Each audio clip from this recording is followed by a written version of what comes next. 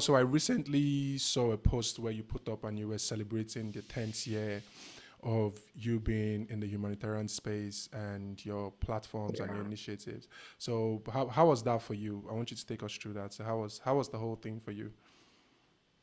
And it's not been easy, right? And I'm sure maybe God wanted us to, do this now. To be honest, I would say I sort of stumbled on it, right? Because for me, in 2013, I was just a student, 200 level. What did I really know? There was this strike, and I just wanted to do something. And I was just curious as to, what an orphanage would look like. I'd never been to one before. Went there, went to about three orphanages, played with the kids, gave them items. They were crying when we were leaving. And there was this particular orphanage where I saw triplets, and it just dawned on me like, but me, I know say I can be stubborn with my parents, right? But sort of say, imagine what would life be like if my mom had just dumped me somewhere. Hearing stories that some of these kids were dumped at the dustbin. There was just this inner cry. And to be honest, I wouldn't say my relationship with God or my awareness of my relationship with God was strong. But just crying like, God, I hope I get to this space where I can do something every day. So that was 2013. I wanted to have a team. 2014, it was difficult to fight, to argue, conflict, and almost did not do something in 2014. Maybe a week or 2 weeks to go, there was just this push in my spirit, like, let's do something. And so from 2013, 2014, 2015, 2016, 2017 was something we did once a year. You get so being able to do that once a year, there was now a shift. And 2018, we were able to get the team, we finally registered, and then we just pivoted like that. But the trick now is that was for Executives Open Initiative. And then I started another one, like a subgroup called ASADS, which was having to do with mental health. And so personally, I struggled with my mental health in 2017. I was suicidal and depressed. And I was able to come out of it. And so I just said, you know what, I want to help people. And started a group. And the next thing, it just blew up like that, and just been consistently learning. And so in the last 10 years, we've made mistakes. We've never applied for a foreign grant. God has always provided. I can't tell you how money comes, or I can't, you know, it doesn't make sense most times, right? God has provided. All for me, it's just been about the push. How can we make this work? How can we create that enabling environment to allow people feel comfortable talking about their mental health, get the necessary help with professionals? How do we connect them to professionals? How do we create systems and structures that can allow people, feel safe in whatever given environment, whatever their mental health is, and just create platforms to help people. Bio for Executives Open Initiative, it's just been super amazing. We had to come up with innovative systems. We work on WhatsApp. People can choose their time, and all of those things basically. So it's been full of ups and downs. But when you look back, right? Because for me, I wasn't going to celebrate it. I was complaining to a friend, and she was like, "Wow, Dari, it means for 10 years you've showed up consistently, despite the fact that people don't show up, people will cancel, people will disappoint. You definitely still showed up for 10 years. You know what that is? Like nobody." So that sort of gave me the confidence to just encourage people, right? So for me, it's not like I have all the resources. People see some of the things, like they just assume that, oh, these guys have money. Nah, it's just about that inner push of just using my 5 loaves of bread and 2 fishes. Like, how can I make this work with what I have, regardless of what it is, and just help people basically. So that's just how it's been. It's been amazing seeing how many people we've been able to help along the line, and just something powerful when people pray for you when you help them, and like it just touches you, encourages you, right? It's not something. You know, I don't know how to quantify it. Just listening to the prayers, people appreciating you for you doing something for them, it just overwhelms you, basically. I think that's just the feeling. So Yeah. yeah. Yeah. I can almost imagine. But did you stop to realize that it was like, did you know it was actually getting to the 10-year anniversary? Were you keeping track of that? I wasn't right. It just realized that, oh, it's been 10 years, right? Wow. Because um I wasn't keeping track. I just realized, like, entering this year that, oh, it's been 10 years. I was just talking about it, like, because I won't lie, there's been feeling of doubt. Are you doing the right thing? You're supposed to study law, practicing, you're doing this, you can't be a billionaire here. I don't know any billionaire, like, you're not making money. I was obviously trying to push and still having to deal with work, family, trying to push has been super crazy, right? So just done like, oh, it's been 10 years of doing this. So yeah, Yeah, and I knew you talked about not wanting to like acknowledge it or like celebrate it, but allow me to say congratulations once more. I think it's a thing of thank you.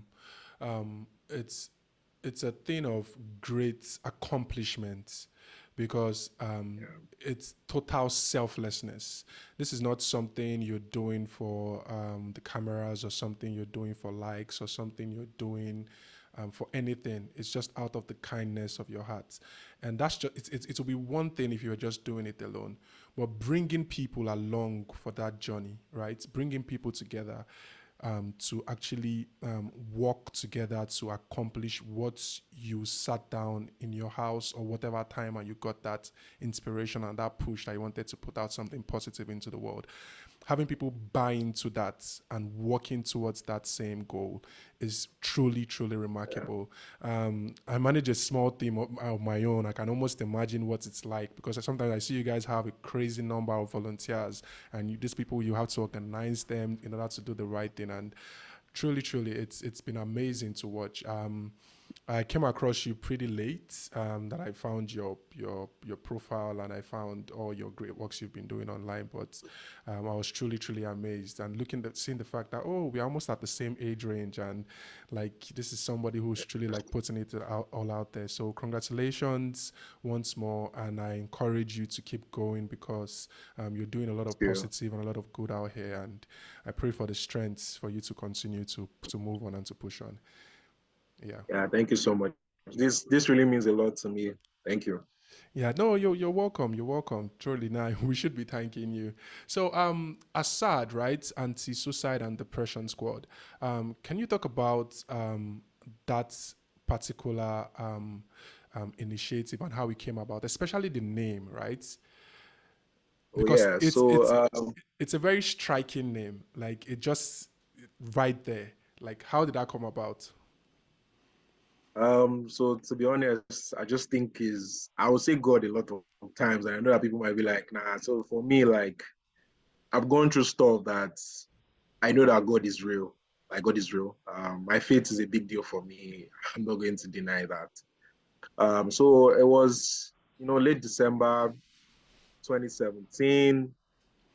Um, you know, I was just chilling at a friend's place, and later that week, I lost. So what happened was the first week in December, I lost my aunt, and then maybe 2 weeks after, I lost my uncle, and it was messing with me, and I was so angry, because I had seen him a week before, prayed with him, and getting information that maybe he went to drinks, he was depressed and something like that. So I just felt like, what, it's time to do this. Because I won't like early that year, there was a move to like start something. And so I was just see my friend, oh, I want to start a group called Suicide Squad. That was the name. I'm like, there's already a movie like that. I don't want any issue, legal issues. Okay. Anti-suicide and depression squad. I'm like, oh, what to do a logo. He did a logo the next day, did that. I created a WhatsApp group called Assad and Susan. Before you knew it, less than 6 hours, the group was filled up in less than 6 hours. And so we had the first group, the forum. I think I just added you recently to the third one. So we have four of these forums. Yeah. And the first one, just like everyone introduced them. So I mean, the name says Anti-Suicide and Depression Squad. So the idea was, a team of people that can help people. Well, everybody introduce yourself, and then everybody's introduced themselves and talking about how they are depressed, they're going through stuff. So just said, you know what? Before we start helping people, let's help people inside the group first. Right, so we started with the whole conversation, which is some of them still do now, so that we can empower people with information. Like I said, I'm a lawyer. I didn't really know much about mental health. I knew more of the spiritual dimension, like the Holy Spirit to speak to me. When I talk to people, I knew stuff about them. It's called word of knowledge. They didn't need to tell me. And I knew that I was going to freak some people out. Me, I was saying stuff like they're thinking, they're using jazz and all of those things. So I was able to get a scholarship, right? And I was able to learn more. Someone invested in me. Dr. Saz, 7 days, learned about behavioral change. I connected with a few therapists. And we had physical support group sessions, and that's how everything started. So right now, ASAD has about 4 of these forums, and you have about 1,000 people on these forums. Every day we're having conversations about mental health. We have a couple of mental health events. Different people are on the forum. We have access to mental health professionals, local and foreign, about 12 of them. We have physical support groups every last Saturday of the month, but now it's third Saturday of the month. So everyone signs a non-disclosure agreement if you attend. And we have the free mental health training that happens every second Sunday of the month. There's one happening this Sunday. If you want any certificates, it costs 2K. And then we also have a SAD store where we go to rural communities to talk about mental health. Not everybody has Zoom or have platforms. They're not online. Still have millions of people not online as well. And then we also have our annual mental health speaks events. All of this comes from research and study that every 40 seconds, someone takes their life. And so each year you have 800,000 people committing suicide. In Nigeria, we're over 200 million. And we don't have up to 1,000 registered mental health professionals. And so what that means is that even if we had 1,000 registered mental health professionals, it means one person has to attend to about 200,000 people, which is impossible. There's already pressure. Do you get? And the environment to find ourselves in Nigeria does not really support or allow for this conversation to trend. The stigmatization, you don't have enough platforms, there's no support. You just spoke about finances. To do most of these things cost money. People don't see the need of why they should pay for therapy. People want free therapy. Not everyone. So there are so many challenges. And so it's easy to give up, right? And so for us at ASAD, it's about creating a system that works. And so whenever there's that awareness in terms of the government, people that are ready, there's already a working system that people can copy, basically. So that's just the inspiration for us, just creating that enabling environment to help people as well. So we also have mental health first aiders. They are not professionals, but they are mental health first aiders that have been trained to listen to people, to help people as well. Also, we partner with other mental health organizations as well. So yeah. Yeah,